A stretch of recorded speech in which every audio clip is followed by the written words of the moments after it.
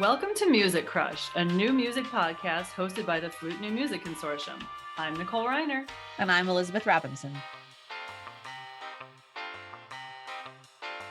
And announcing FNMC Presents, an album of previous commissions and competition winners performed by members of the Flute New Music Consortium. Repertoire includes works by Sean O'Pevolo, Joseph Hallman, Becca Sims, Cherie Slider, and others. Purchase a copy today. All proceeds go directly to FNMC. Flute New Music Consortium, Inc. is a 501c3 nonprofit organization. Your contributions are tax-deductible to the extent allowed by the law. Visit www.flutenewmusicconsortium.com for details. I can't remember the name now. You want to talk about that? Music by women. It's music by women, isn't it? Yes, I think that's correct. Yeah, I mean, it was interesting. You know some of this already. We met Jane Kay, who we've interviewed at that festival. Mm-hmm. We met Jessica Rudman at that festival. I think you met Jessica Rudman at that festival, and I came down at the end of breakfast and was like, "Oh, are people being social?" Yeah, that was interesting too. Yeah, that's another interesting issue about festivals in general. And then Jennifer Piazza, who we're going to be talking to soon. Yes, met her there as well. And so I hadn't been to that festival. This is the festival at Mississippi University for Women. Yes. I hadn't been to that festival since the very first year of its existence, which I guess was 7 years ago. The Facebook memories remind me. And I thought it was the most amazing festival I'd ever been to. It was small, but I loved all the music, and everybody went to everything of each other's, because there's just like one concert going on all the time. I thought it was the most supportive and like communal experience I'd ever had at a music festival. And so I was so excited to go there again when you got a couple of the quartets from your album accepted. And it wasn't that way at all. I was so disappointed by the way not everybody, but the vast majority of people seemed to just kind of slide in, play their piece, post a photo for the gram, and then just get out of town again and not stay and listen to anybody. What do you think the difference was? I don't know. I haven't gone to anything else since festivals started happening in person again. And so I'm curious, is there more of this going on at NFA now? Or will you see that this summer? Or, you're going to New Music Gathering. Yes, soon. I've never been to New Music Gathering. And I haven't either, but, will people be in the audience for each other's performances or not? I don't know if it's a trend or if it was just happening that one time, but it was disappointing. I wanted people to hear the music we were playing. Yeah, I guess I was bummed. Our first performance was the Kim Osberg Quartet, and it was right after lunch, and it was the first day of the festival, so I wondered if the audience size had to do with, biological needs or just sort of the scheduling of the conference. But I guess my mental image of what the conference is going to be like came from you having been in the first year, and I forget if that was the same year that Nicole Chamberlain went and the same year that Shelley Martinson went, but various people from my social circle, these are all flutists that I just mentioned who are affiliated with FNMC in some way, they had me prepared for more of an environment like what you're describing. And I mean, what we experienced was, I think, similar to what I've experienced when I've been to SCI regional conferences or CMS regional, and honestly, to a degree, the CMS national conference that I played at a couple of years ago. Like, the other people in the audience were the other people on the program, and like maybe one other person that happened to wander into the wrong room, which doesn't feel great as a performer, but you look around at your colleagues and their schedules, and even like some of the people in our quartet had 19 other things going on, so they kind of cruised in and cruised out. So I don't know if we were changing the dynamic for the better or if we were upholding the status quo. And I just you go to these conferences to play. I mean, if you are playing new music, I mean, this wasn't a new music conference, but by nature, highlighting female composers meant that there was a lot of new music going on, right? So you're also really invested in hoping that other people hear those pieces so that they know about these composers too, and will also buy, if they're flutists, go buy the score and learn the part, you know, Sure. that sort of thing. And so, yeah, I mean, like, I'm a big girl. I can play for an empty room. It's fine. But it just felt ungenerous, if that's a word, you know, that we couldn't sort of like celebrate each other's performances and each other's composers and pieces. I mean, definitely went to that festival hoping to shop for composers. And I heard some new ones, you know, that I didn't know of. And so that was great. But I had some new ones on the programs. I think I would have been really excited to meet more of them. And I understand that composers can't always be at the festivals where their works are being performed, but I think one of the goals of mine, besides, you know, getting pieces from my commissions or the album out there, was, you know, I really honestly and truly was on the prowl for composers for the next album. We did meet a couple of really nice folks. A lot of that due to you being more social over breakfast than I am, but I think like composer meetups were maybe a little lighter on the ground than they were in my imagination, and I wonder if that's because I was like filtering it through these rose-colored glasses of this utopia you had described. I oversold it. Well, it was, in your defense, it wasn't just you. I think it was different early on. Yeah. Well, and maybe it's the age of the conference. I haven't been to too terribly many composer-oriented conferences. It's usually when I'm there, it's more geared towards the performance. So I mean, maybe that's more typical of that aspect of the field. Maybe it has something to do with post-COVID and people just don't have time or funding or what. I don't know. Like, I dragged myself from South Dakota to Mississippi, so it was not a cheap trip, and it was not a small time commitment either.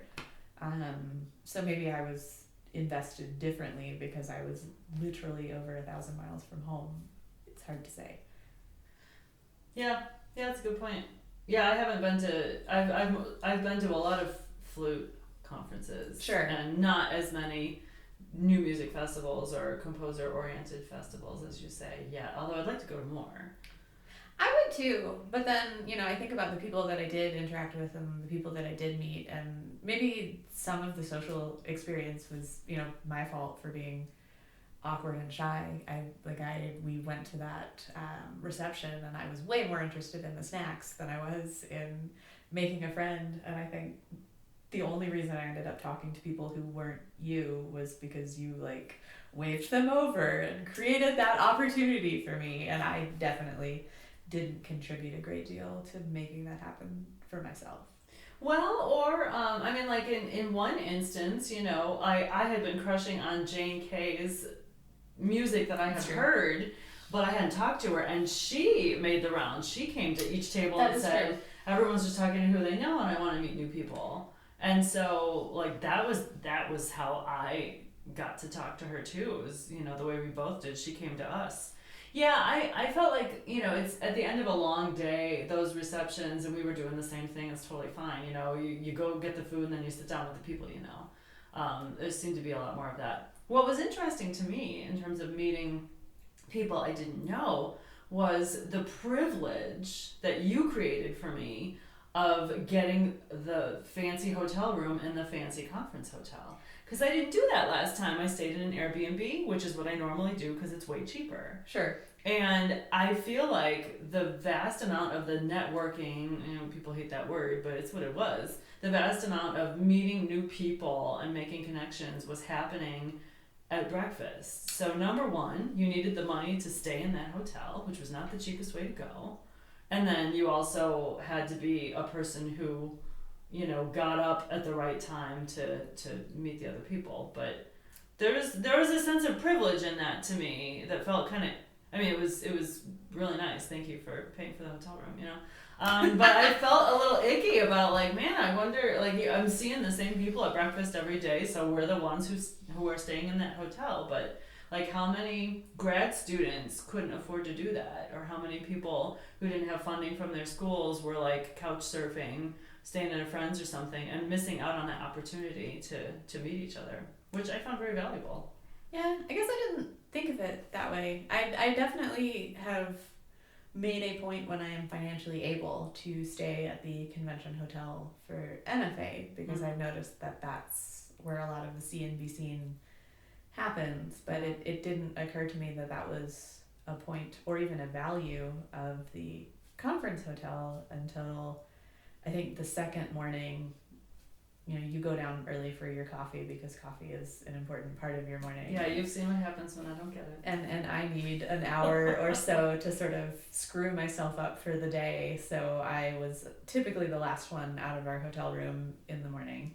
And I would okay, I've got my people face on and I'm ready to go downstairs. And I would catch the tail end of this breakfast mecca of people talking and laughing. And part of me is well, I feel late to the party, and part of me is well, I don't totally feel like being a human yet, so y'all have fun. But it does seem like if you have the ability to be social in the morning, that could be a value. And I would not have thought of the privilege aspect of it, but you're right, that was a privilege that was afforded to us by the fact that I had a university position that in that instance was able to fund some of my travel. So the hotel was actually not me being generous, but my employer providing the opportunity for me to not socialize because I don't drink coffee, I guess.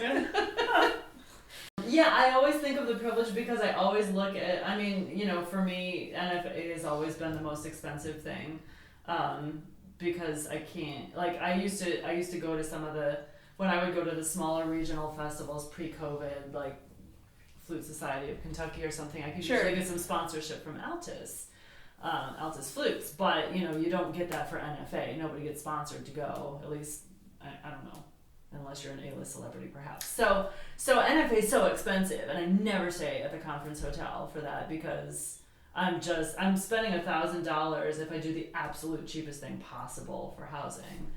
And so it really struck me so this is what it's like to stay at the designated place. I don't know if it's always coffee or always breakfast. I'm sure it's not. I'm sure it's different for everything. I guess I don't have an instrument maker that sponsors me, so NFA is still more expensive, but going to a regional festival is not cheap either, unless it's the region that I live in. But yeah, NFA... I remember talking about NFA with a colleague. At the time, I was a long-term adjunct, and they were in a tenure track position that offered some funds towards research and scholarly activities. So they commented that they felt it was really important to be on site for the convention. And I remember in the moment being really annoyed, and I think even saying out loud, well, it's great for you because that's a month of pay for me. So I was aware of the privilege and the disparate situations then, but also they said it and it stuck with me that if you can be there, there's probably professional value in it because this other person who's quite savvy about stuff like that made the remark that there was, and so that's sort of planted in my head. It's definitely not breakfast at NFA. I think it's in the evening, which is a little more my speed. But there's never a free breakfast at those hotels because they're so expensive, is there? It seems like they're always, in my mind, I spend a lot of time in hotels. You have too, and they're always tiers of expense. And in the middle somewhere, from Days Inn at the bottom end to maybe Hampton at the top end, it's you don't have to wear shower shoes and for fear of getting hookworm or something, and there's a breakfast, right? But then when you get past the Hampton-ish level, then it's too fancy for a free breakfast and you have to pay for the breakfast. So breakfast would be nice. Yeah. You're the first other person I've heard talk about the tiers of hotels, but I just want to say out loud that I relate to that very, very, very deeply.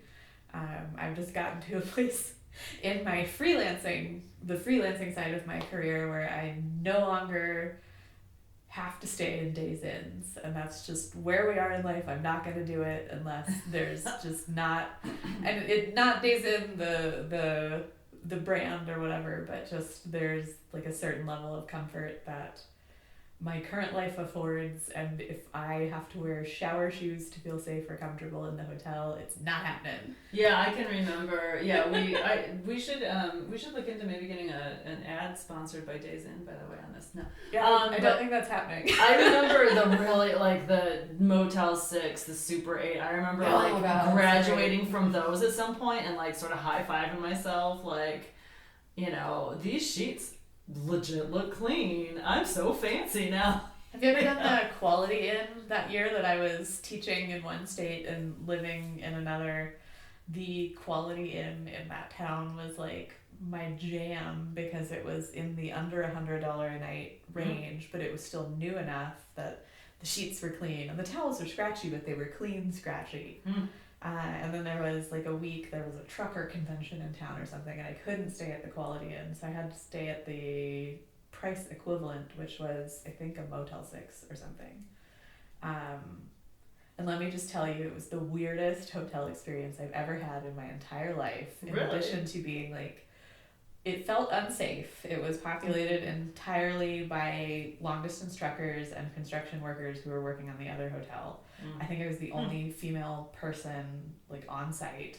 I went into my hotel room and I didn't have a shower curtain, which I think I checked in at like midnight or 1, and I was like, whatever, I'm just gonna make it work. But I was staying in this one for 2 nights. So the second day or the next morning, I went down to the desk and asked for a shower curtain, and they didn't have a shower curtain at the front desk, so they asked for my room number to bring it by later. And so I'm like waiting in this line full of hardened working men saying my room number and, you know, not thinking anything about it because I'm an idiot. But I said my room number, I went back up to my room, I like sat on the bed and, you know, started scrolling through my phone or whatever, and 30 or 45 minutes later the phone rings and the voice on the other end says, "Did you get your shower curtain?" And it was the guy that was behind me in line called. Right! So I learned some lessons there, but also have forever filed that particular chain of hotels away as just like, nope, never doing that again. I'd never had a problem with it before, and all of a sudden, like, weird, yeah. It was a terrible situation, and not horribly long after that, my adjunct gig turned into full time, and I was like, we are not doing that kind of hotel again. And my husband has always had slightly more refined taste in hotels, so he likes 1 or 2 tiers up from where I was comfortable paying, and we've sort of met in the middle, and I'm now spoiled and Quality Inn as if I'm really slumming it, although there's a soft space in my heart for the year that it did get me through. Yeah, and it's a funny thing, you know, when you have to so many of these gigs, whether you're playing in a part-time regional orchestra, so much adjunct teaching, you know, you incur expenses that are not going to get covered, and then you have to do this sort of like, how much am I willing to pay for the privilege of doing this work, right? Because you start thinking, I mean, let's say it's one of these regional orchestras, you know, which we know and love and drive all over our regions to play in, right? So like here, it's right up front that it's a per service pay gig that you've got. So like, all right, so how many nights do I have to stay in a hotel? How much am I paying for gas? Are they covering that at all? You know, and you just see the gouges coming out of your per service pay for each of these expenses that you incur. And at some point, it's like, am I just a hobbyist who's made a tiny bit of pocket change? You know, like how do I justify this as a professional gig?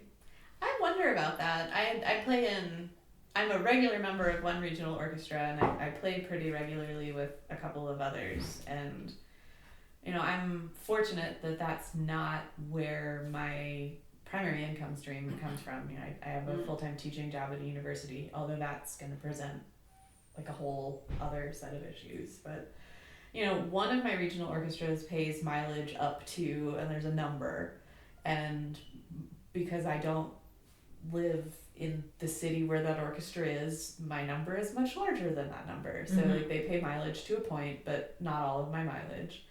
And the orchestra I'm a regular member of doesn't pay for housing for any of the services. So if it's like a Tuesday, Thursday, Friday, Saturday, you're on your own, kid. And because it's not a union gig, it sometimes is possible to make more money than you spend on housing, especially if you like team up with a section member or some other person in the orchestra. One of the other groups that I play with pays more mileage, so I actually live further from that group, but they pay almost what it takes to get me there, and they'll do housing for a couple of the nights. So like I just played a Thursday, Friday, Saturday service, and they paid for a Thursday, Friday hotel, which in my universe is like astoundingly generous. Yeah. But then you get out of your concert at 10 o'clock on a Saturday night, and there's no hotel room for you unless you're paying for it yourself. So it's kind of like you were saying, does that gouge come out of the money that I allegedly made doing this, or am I driving back to my home overnight through fields in deer country? I mean, I've done it, and when I had less stable employment, I did it most of the time. I think I've gotten to a place in life now where like I call it being a princess, but like I don't drive after 10 or 11 anymore. I sleep in a bed. Yeah. Like I won't take a gig unless I have time to get there before the rehearsal and eat food at a table, which is wildly different than how I used to live when the freelance money was paying most of my bills. But I look around at other folks that are in these orchestras that do that for a living, like that and a mix of their private studios. And like, how does that work? Well, I don't think it does forever. I think it grinds you down after a while. I was just talking to a friend. So we're having this little rash of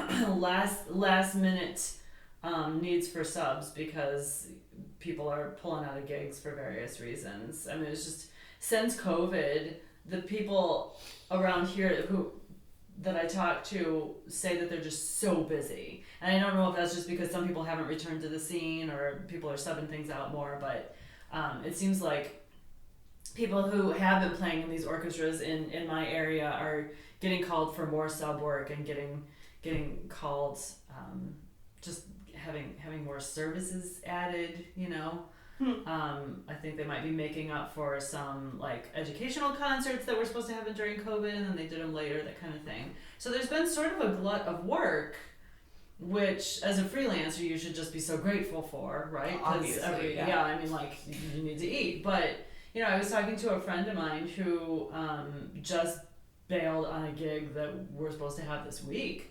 And she feels bad about it, but she's so like exhausted and anxious, and she's got a car that's on the fritz, and that's another thing. The amount of time that I spend worrying about my car whenever it gets to you have a new car and it's really nice for a few years, and then after that it's just more and more years of, oh yeah, here we go again, checking everything obsessively before I go to the next gig.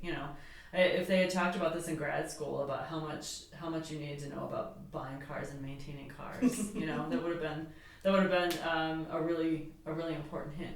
But she's stressed out about her car, and she has to drive late at night on these rural roads to get back and forth, and she's been doing this every single week for the past month, and her shoulder is starting to hurt her because she's been doing all these gigs with wacky seating, where they cram all the flutes in like we're playing clarinet or something, and just on and on and on. And she's like, I should do this gig, but I just can't bring myself to do it.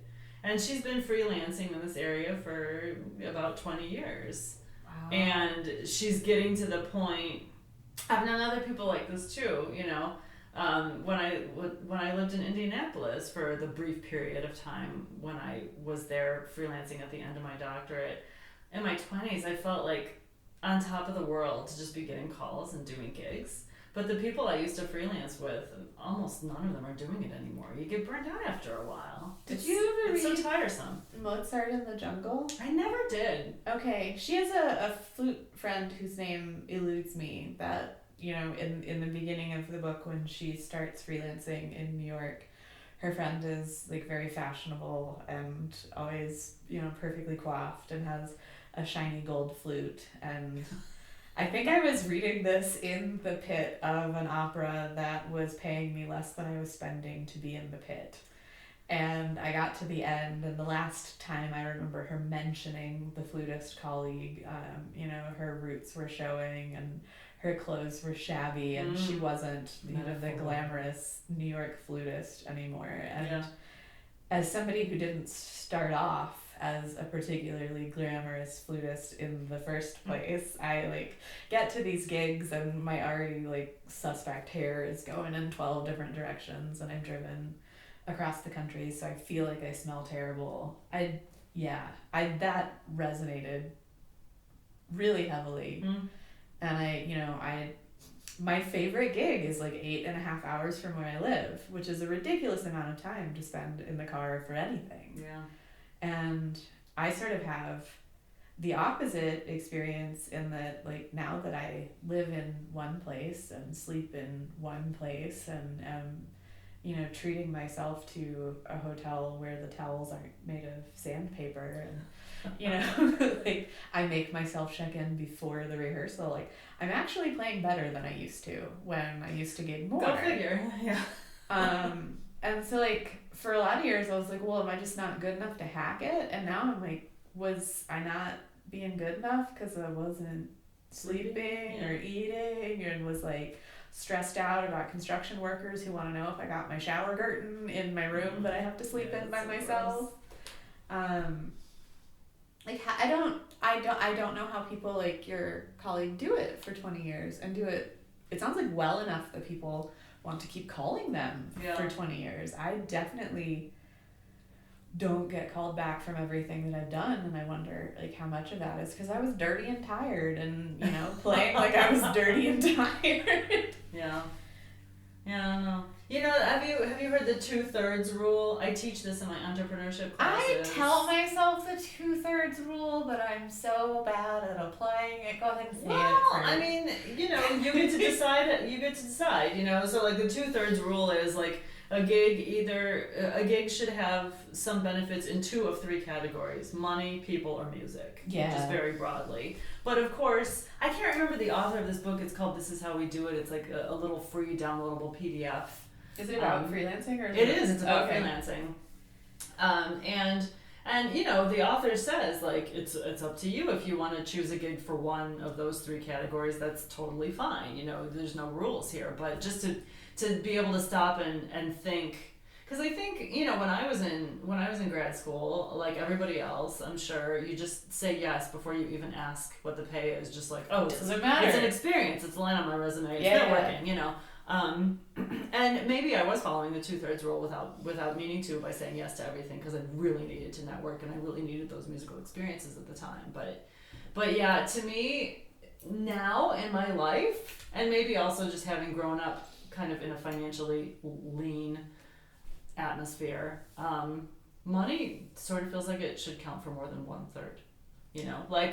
We should be paid enough for our efforts. We're already not getting paid to practice the music. We should be getting paid enough for our efforts that we're not going in the red, I think, for the privilege of playing with an orchestra that only sees each other 6 times a year for 3 days. Feel more strongly about that than I used to. I think I'm probably not quite on the same page with you, but I definitely find myself getting more and more impatient with situations that I show up to where people are messy. There's one orchestra that doesn't pay particularly well, and I show up. Inevitably, there's music on my stand that wasn't sent to me before the service. So I'm sight reading, which puts me in a terrible mental place. Fortunately, this is actually 2 orchestras. In one of the orchestras, the music director knows the deal, and I think also knows that while I may not read as well as I do when I'm prepared, that I will probably go home and solve that situation, and it'll be fine the next day if he just leaves me alone. But if he yells at me, then I'm gonna be like a shaking, nervous chihuahua just for like the rest of the universe forever. But like there's another group that I played with a couple of times where they're messy and you don't have all of your music, or you do have all of your music but it's not the right music, or you have all of your music but then like one of the other players calls off, so they're just gonna shift everybody up a chair without asking you, so you're playing a totally different part than the one that you'd prepared. Or like they're not going to do that because you got mad about that the last time, but they are going to bring in a sub, but you don't know which sub or who, and nobody told you till you got there, so you're tuning to like a totally different flutist than you were expecting to tune to. And when you're a piccolo player, that matters like a lot. I know I sound like a crazy person, but it really does matter to me who I'm going to be playing with, because it changes how I prepare. Yeah. But you know, you show up to that gig and it's not paying very well and it's messy, so you're always a little bit stressful getting there, and then the music director or the conductor, whoever, is like on you anytime something is even slightly less perfect, and it's like, y'all don't pay me enough. So like in those situations, I feel pretty strongly that the pay has to matter. Maybe I need to go back and look at my I need to go back and look at the 2/3 rule for a couple of my gigs. I think we're agreeing on the money part. I mean, sometimes, I have another gig where like I really like playing under the conductor. Like it's conflicting to say, because there are like personalities in the group where I'm like, man, I don't want to talk to you. Like, can we just do music and not deal with each other? Because when you're not talking, I enjoy your presence quite a bit. And like, so I don't know if that counts as like people or if that counts as like musical experience, but you know, the pay is trash. But as far as experience you're going to have at the end of the day, like I think we do a decent job for who and what we are, and I don't leave feeling 2 inches tall, because I think the person running the rehearsals like has an understanding of like, these are the number of hours we have to devote to this, so this is the quality that we're going to get out of this in like the middle of nowhere Midwestern state. And so I enjoy that, but they pay me terribly, and I like might as well burn $20 anytime I even think the name of the ensemble, because I'm not making any money. Yeah. And if I weren't doing something else full time, I probably wouldn't be able to do it. But I am, so I can, so I do. And that's that. But I guess that kind of brings me to what's been on my mind with freelancing, and you may or may not relate to this at all, I don't know. But like we pay most of our bills from our university teaching job. Sure. And so to a degree I do freelancing to fill creative and scholarly activity needs. Like I'm not sure the degree to which my university cares, and it sounds like my university is not sure the degree to which my university cares, so that may not be a me issue. But like you know, my position is a mix of flute and music theory, and because it's very music theory heavy right now, I'm teaching classes on campus 5 days a week, which means it's harder to take gigs, because if I take one living in South Dakota, I'm probably driving across state lines, and so I'm probably missing class. And so it becomes this equation of like, is this worth missing class? And I feel this tug of war between wanting to do my job well, because I want to do my job well, but also because I want to keep my job.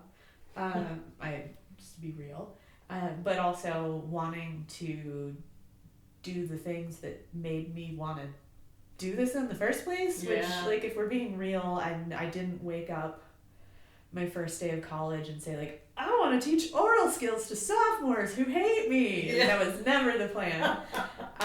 You know, I want to play in orchestras, and I don't think like the Chicago Symphony is ever gonna call, so it's probably gonna be smaller regional orchestras for me for the long haul, and I'm making my peace with that. But like, how do you balance that with the other thing, which is your primary focus, but also is what feeds my dog? Like, yeah, I mean, I always come back to that. I mean, it's funny how different life is after school than what you think you're training for. Oh.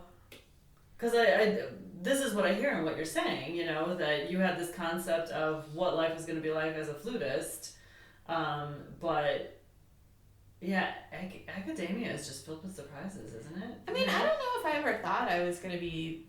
I think I always knew I would be doing other stuff in addition to the flute. But did you think it would have more built-in playing? Like I thought I'd be making chamber music all the time. Because I'd have chamber music buddies built into my job. I think it never occurred to me that I would end up at a university that maybe didn't have one of everybody in our music department. And so, like, it's the most common thing, though, actually. I saw all of my professors playing in a faculty woodwind quintet, and I think I wanted to play in a faculty woodwind quintet. It never occurred to me. And maybe there was like might or might not an orchestra on campus that was made up of faculty members and some grad students, or like in the town. We had that at my doctorate, but I think I knew in the moment that was a unicorn. I think that was why I chose the doctorate that I chose, because they would take me, and also at the time that I auditioned, my teaching assistantship came with a second flute chair. So cool. That was, wow. I mean, it didn't last. The teachers changed and the GA changed, and then I had to audition every concert cycle for the chair that had caused me to move to that school in the first place. But no one's salty. But I mean, I sometimes have mixed feelings about my musical pedigree, because, you know, the place where I got my doctorate is a place, but it's not necessarily like one of the top 3 that people mention when they talk about orchestral playing. But I have to remind myself, you know, I made that decision very consciously. This is a place where I can get a full ride and also professional orchestral playing, which was not something that I had before. And I'm confident without it, I wouldn't have been allowed to audition for some of the orchestras that I ended up playing in later. So yeah, I guess I never sat down and thought about the difference between what I wanted to be doing and what my day-to-day life would look like. And that's probably on me, but I don't know. I mean, I think you just, like as a musician, I think you just have to say yes to the opportunities that come your way, and then right? You just do the things. You're not swimming in offers, you know, and then you realize, and then you just, like you have described, you just try to find ways to fill those creative needs, or, you know, kind of plug those happiness holes. That sounds gross. Happiness holes does sound gross. I'm really struggling with how to be a good theory oral skills teacher and still be a flutist, because I feel like most days they're directly at odds with each other. Like I've been subbing long term with one of these orchestras, and the personnel manager grabbed me as I was leaving to let me know they were going to audition the spot. And, you know, as a freelancer, I was like, cool, don't rely on that income, thanks for the heads up, you're a solid dude. And as a freelancer, I was like, yes, okay, like find the list from the last time they auditioned it, and like start getting ready. And then I got in the car. This was the one that's, you know, 8 hours from where I live, and I got in the car to do the portion of my drive home that I do in the evening, and was like, wait, how would that work? Because they do a lot of services, and I don't live anywhere near. And, you know, as a freelancer, I'm like, cool, guys, I'm available Friday night, Saturday, but I ain't doing that Tuesday, Thursday mess. Oh, yeah, Tuesday, Thursday. Yeah, Tuesday would really be hard. And then and then hotels the whole time. Be gone the whole week. Be gone the whole week. And it's a lot of class. I can't do that to my kiddos. So part of me was like, take the audition, and part of me was like, oh, well, that part of my life is over. Like, I can't take that. Yeah, because that was like around here. I was gonna ask, you're on the sub list based on having done the most recent audition. So like, do you need to do the audition for that orchestra just to remain on the sub list? I don't know. I mean, I guess I assumed whoever they hired would probably do most of the gigs. I don't know. Yeah, I mean, it really differs by orchestra in northern Colorado, because we have had principals in some of these orchestras that have lived 1 or 2 time zones away, and so they win the job, and then they never They come to the very bare minimum. They might do like 2 concert sets all year, and then everything else gets subbed out anyway. I mean, as a member of an ensemble, I hate that so much. Like, if you're not in it, don't be in it. Yeah. Because I do, like... But is it possible that the person who will win this job would be allowed to do that? I guess it depends on the player's agreement or how many good flutists are available in the area. Yeah. I mean, sub lists are so weird. I was on it, and then I wasn't on it, and then I was on it, and then I, like, made a joke to somebody, maybe the personnel manager, I forget if it was the personnel manager or the conductor, but I made a joke about how I'd, like, see them again in 6 years when they called me next time. And they started calling me more often. Passive-aggressive guilt trip. I wasn't being passive-aggressive. I just thought it was funny, and I had 100% no intention, but they started calling again. I just look at this and I'm like, we just throw a dart at the sub list and we call. Well, and then there's an orchestra around here that I like to sub for when I get called, but and I appreciate this, although I think it's weird and overthinking, but the principal of that orchestra will like very consciously think, okay, how good is the music? Should we call this person who is going to have to do a lot of driving and a lot of sitting and counting rests? Yeah. Or should we call the local person because that person, you know, won't mind just like walking down the street to the rehearsals or whatever.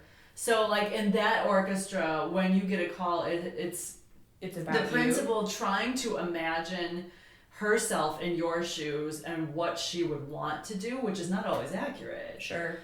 You know, like I always say, well, I mean, maybe that person in Denver that you didn't want to put in on the sub list because you felt sorry for her, she had to drive, maybe she really wanted the money, you know, right. Like even if the music wasn't good. But like she does it that way, but then there's another orchestra where the principal doesn't have anything to do with it at all and just lets the personnel manager make the decisions. You know, it's all over the place. There's some of that. I mean, I definitely had a conversation with the conductor of my orchestra, conducts one of the groups that I play with semi-regularly, and he saw me leaving our Christmas gig and said, yeah, I thought about calling you last week for a gig with the other orchestra, and I like stopped walking and stared at him and was like, well, why didn't you?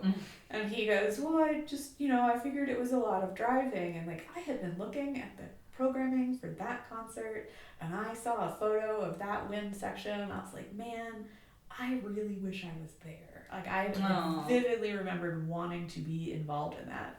And we have a pretty good working relationship, so I was like, dude, why don't you let me decide for me? Right, yeah. And he, you know, in all fairness to him, he has offered me opportunities to play with him since, and sometimes I say yes because I look at the program and I'm like, random piece I don't have on my CV that I want desperately, or like, ew, there's a weird thing happening on my campus on Saturday and I want to be out of town. And sometimes I'm like, I don't think I want to play another Christmas concert, so it's gonna be a no from me. Christmas, yeah. Well, I mean, I like Christmas concerts. I've discovered there's like a magic number, and we had exceeded my magic number. There's no more Christmas spirit left in this freelancer. It does not help that Christmas gigs often overlap with finals, which is a challenging time to teach a class that is required of music majors. And now that you're living in the Great White North, there are also the road conditions. Oh, no, I didn't make any decisions based on road conditions last year. I did take a couple of gigs and do a conference because they were in a warmer place and I needed to see the sun.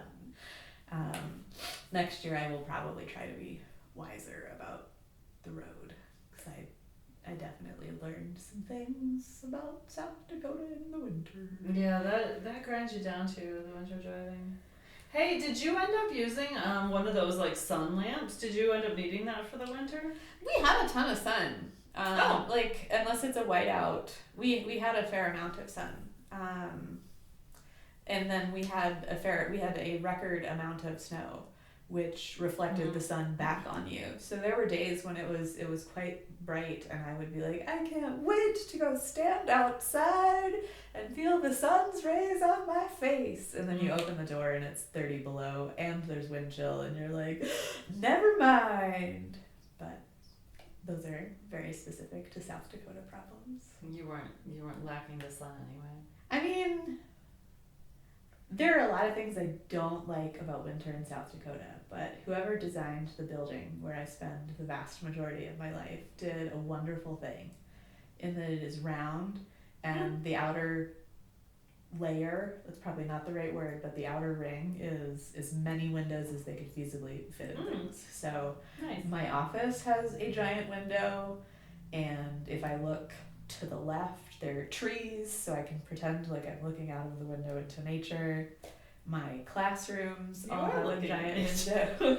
Well, I mean, the other side is a parking lot, so like, let's not get too flowery. Okay. But they sort of pile all of the snow from the parking lot at the edge of the parking lot, so it's like a little mountain of snow, and then some giant spruce trees, and it feels very Colorado picturesque. Yeah. But it's just a parking lot in South Dakota. But in a lot of ways, the sun through my new office window made winter in South Dakota a lot nicer than my last winter in Missouri, because That's nice. I could see daylight while I was at work. Yeah. I'm not gonna lie, it was a lot better when like the sun started staying up until 5:30 or 6. Like Sure. the early sunset was maybe a little rough, Yeah. but that also coincided with recital season, so I just like pull down the blinds and practice, and you're like, whatever, I don't have time for joy anyway. I just remember being in North Dakota once, and everybody was sitting around. I was in Fargo, being hosted by faculty from Concordia College, which was so lovely. Aww.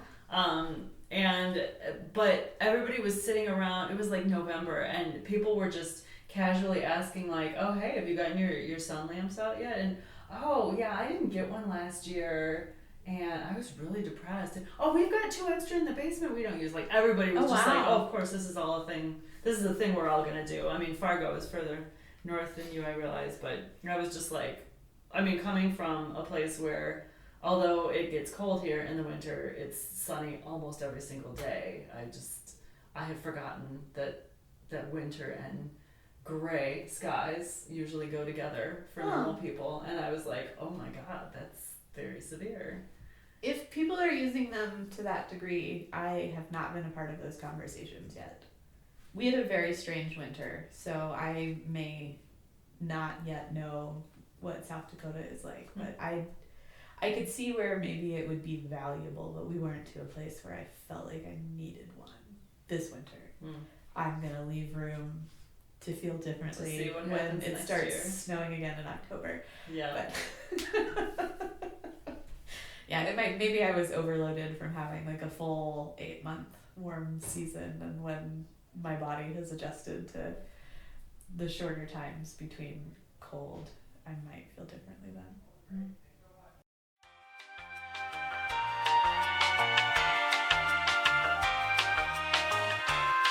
Thank you for joining us for another episode of Music Crush. You can subscribe wherever you get your podcasts. You can also support the podcast, read show notes, and learn more about FNMC by visiting www.flutenewmusicconsortium.com.